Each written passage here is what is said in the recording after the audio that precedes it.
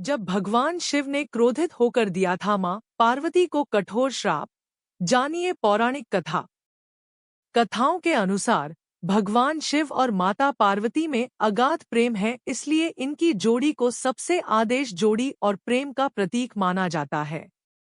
लेकिन एक बार भगवान शिव मां पार्वती से इतने ज्यादा क्रोधित हो गए थे कि उनको श्राप तक दे डाला था। आइए इस पौराणिक कथा के बारे में विस्तार से जानते हैं। हिंदू धर्म में भगवान शिव और माता पार्वती सबसे ज्यादा पूजे जाने वाले देवी देवताओं में से आते हैं। माना जाता है माता पार्वती ने अनेकों कष्ट सहते हुए जन्मों तक कठोर तपस्या करके भगवान शिव को पति के रूप में पाया था। मान्यता के अनुसार अखंड सुहाग और पति की लंबी उम्र के लिए माता पार्वती का व्रत किया जाता है और माता पार्वती के साथ भगवान शिव की पूजा की जाती है। भगवान शिव और माता पार्वती की जोड़ी अगाध प्रेम का प्रतीक और आदर्श जोड़ी मानी जाती है। लेकिन एक बार भगवान शिव माता पार्वती से इतने ज्यादा नाराज हो गए थे कि उन्होंने माता पार्वती को श्राप तक दे दिया था। आइए जानते हैं ये पौराणिक कथा। माता पार्वती ने 108 जन्मों की घोर तपस्या के बाद भगवान शिव को पति के रूप में पाया था। मां पार्वती का भगवान शिव के प्रति अगाध प्रेम था।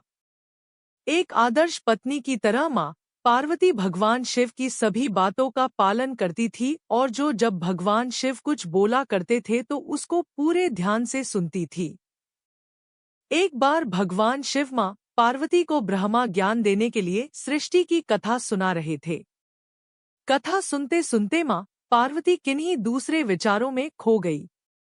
जैसे ही भगवान शिव को इस बात का एहसास हुआ कि मां पार्वती उनकी बातों पर ध्यान नहीं दे रही हैं, तब उन्होंने मां पार्वती से पूछा कि क्या आप मेरे द्वारा सुनाई जा रही कथा को सुन रही हैं?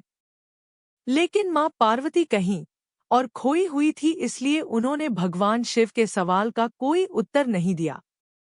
कुछ समय बाद जब मां पार्वती का अपने विचारों से ध्यान भंग हुआ और वे अपनी दुनिया में वापस लौटीं, तब भगवान शिव ने क्रोधित होते हुए मां पार्वती से कहा कि आपने ब्रह्मा ज्ञान का अनादर किया है। जब किसी से शिक्षा या ज्ञान लिया जाता है तब ध्यान भंग नहीं होना चाहिए, और अगर ऐसा होता है तो ये दंडनीय है। इसके बाद भगवान शिव ने दंडस्वरूप मां पार्वती को श्राप दिया कि अब आपका जन्म किसी मछुआरे परिवार में होगा। मां पार्वती को अपनी गलती का एहसास हुआ, पर तब तक काफी देर हो चुकी थी और भगवान शिव उनको श्राप दे चुके थे। अब दुख में डूबी हुई मां पार्वती मछुआरों के एक गांव में पहुंची। इस गांव के मुखिया की कोई संतान नहीं थी।